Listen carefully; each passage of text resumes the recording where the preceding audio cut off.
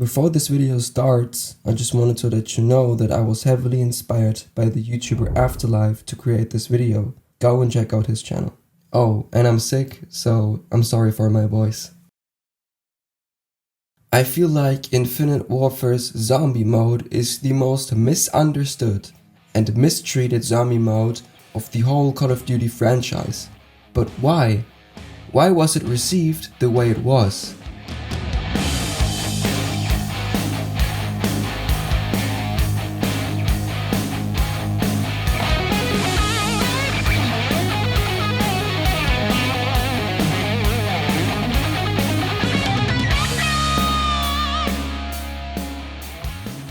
This video is going to be focused about Zombies in Spaceland. I might do some more videos about the DLC maps of Infinite Warfare in the future. I think that one of the main reasons the community felt the way they did about IW Zombies was its release time. IW was the Call of Duty released right after Black Ops 3, and we all know that Black Ops 3 is the favorite Zombies or even favorite Call of Duty for a lot of people out there. But with that insane year of BO3 Zombies, IW quite literally had no chance of reaching the SPAR BO3 set. The community was introduced to a new storyline and new characters. Characters and a story they didn't care about. So yeah, Infinite Warfare had a rough start, but let's do this game some justice and let me show you how beautiful its launch map really is. Zombies in Spaceland has to be one of the most creative, fun and beautiful maps ever created. A theme park with a rideable roller coaster, an arcade hall with playable games, water fountains, slides, underground staff areas, bumper cars and so much more. Wonderful music with the greatest 80s hits played through the speakers dotted around the park. David Hasselhoff as a DJ and a playable character you unlock after finishing this map's main quest. Teleporters. Pack a punch in a projector room of a cinema just like in Kino der Toten, creative traps like a dance floor or a huge mechanical crocodile, and 4 buildable wonder weapon variants. This map really overwhelms the player with its content, new innovation and its sheer beauty. I love the 80s vibe, the music and the overall feeling this map gives you. This huge theme park with no one else alive except you and your friends kinda makes it liminal and unsettling as well. You spawn in at the entrance of the park. Behind you are police cars flashing their red and blue lights through the dark entrance. To your left is the first power switch. To your right is the Up and Adams perk machine, Infinity Ward's take on quick revive. The first zombies are making their way towards you. Your only way is forward through the first viable doors. Both of them lead over a twisted bridge into the center of the map. You are greeted by the iconic music playing through the speakers while Hasselhoff also makes his first verbal appearance. From here on the map splits into 3 sections: Journey into Space, Polar Peak and the Kepler system. Right in the middle is the big teleporter which brings you to Pack-a-Punch. In order to open Pack-a-Punch, we have to use 4 smaller teleporters located in the 3 sections of the park. Journey into Space is very important for the player, because not only 2 of the 4 teleporters you need for Pack-a-Punch are located here, but also one of the most important perks, Juggernaut, or how Infinity Ward called it, Tough Enough. Journey also holds the arcade with all of the small mini-games and the second teleporter, bumper cars which can kill you if you aren't careful enough, the Star Mission trap as well as the escape velocity trap. Journey into Space lives from its dark bluish tone, which is broken up by the more green-like tones from the arcade. Polar Peak has to be the eye-catcher of the whole map, not only because it's this huge iceberg, but also because of the fucking UFO which crashed right into the iceberg. More to this UFO later. Polar Peak welcomes you with its narrow pathway leading the player inside of the iceberg itself. Here you can find IW's Speed Cola, a roller coaster minigame, and a small fountain area which can be important for the main quest. Polar Peak feels cold and claustrophobic, which brings an unsettling vibe to this map. The Kepler system greets the player with squeaking sounds of the huge mechanical crocodile laying in Kepler system's center.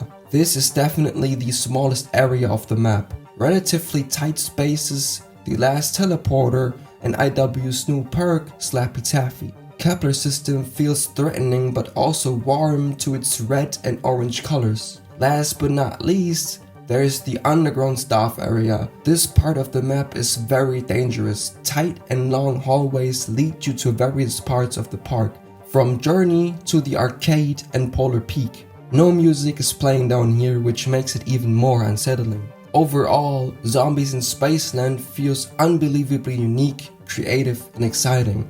The map is filled with small details, flashing neon lights, merchandise stores designed to fit the individual sections of the park, waiting lines for all of the attractions, music and minigames. All of this elevates this map to something special. I truly think Spaceland is one of the best launch maps ever created. Spaceland's main quest is pretty simple. First, you need to open Pack-a-Punch. Once Pack-a-Punch is open, you need to build the Sadicom. In order to do so, you have to find a calculator, an umbrella, and a radio somewhere around the map. After you found all parts, you have to bring them to David Hasselhoff.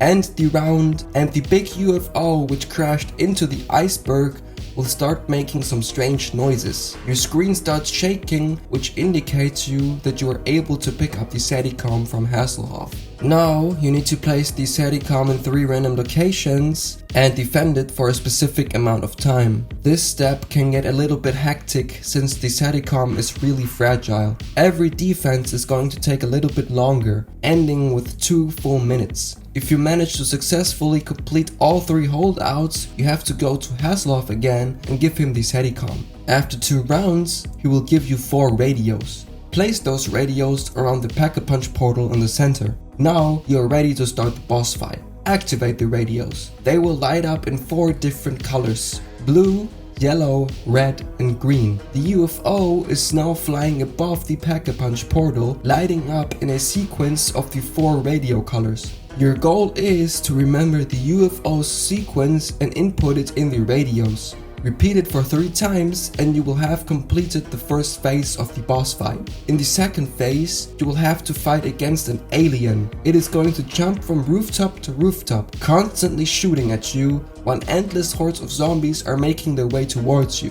You will have to put a lot of damage into him until he's knocked down. As soon as he's kneeling on the ground, you have to punch his back, destroying one of 2 fuses powering his life system. Repeat this for 1 more time and destroy his last fuse. All you have to do now is to deal enough damage until he's finally defeated. The third and last phase of the boss requires you to take down the actual UFO while it's firing deadly blasts of energy at you. In order to take it down, you have to shoot the Spaceland welcome sign with the wonder weapon so it lights up with energy. This energy transforms into a huge beam of light shooting out of the Pack-a-Punch portal. If perfectly timed, this beam will hit and destroy the UFO. Congratulations, you've now beaten Spaceland's main quest.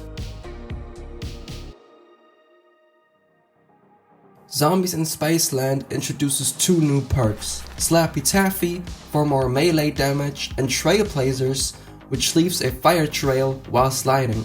Fate and Fortune cards are Infinity Ward's take on Black Ops 3's Gobblegum system. Spaceland gives the player enough room to train zombies safely, but it also challenges you with its narrow pathways or self-activating traps to keep things interesting. Zombies sometimes drop different colored coins, which can be used to obtain several items like small traps, turrets, or even a boombox. Creepy exploding clowns are the new dog rounds. This map's wonder weapons are all super fun and powerful. All of them are unique and crucial for your Easter egg run. Overall, IW Zombies feels different. It feels more welcoming and less threatening than Treyarch Zombies. It doesn't take itself too serious. Zombies in Spaceland has a well-balanced mixture of fun, excitement and challenge. Its Easter egg isn't that hard but feels rewarding. A pretty much perfect launch map. For me, Zombies in Spaceland holds a very special place in my heart. I used to play this map with my dad and one of his colleagues a lot. Maybe that's why my opinion about Spaceland is so positive. The Easter egg isn't perfect by any means, it's pretty simple and short, but I think the boss fight does a lot of things right. All of Infinite Warfare's maps are special. Every one of them has its own aesthetic and feeling to it. The reward you get for completing all Easter eggs has to be the best reward we've ever gotten. All perks permanently, spawning in with 25k points, pack-punched guns out of the mystery box, and double pap.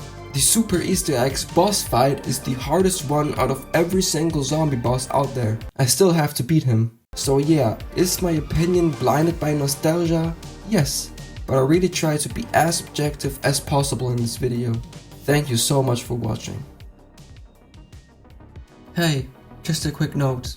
We have a Patreon now, so if you enjoyed this video and you might want to support us, you can do that with only $1 a month. Link in the description. Thank you so much, and we'll catch you in the next one.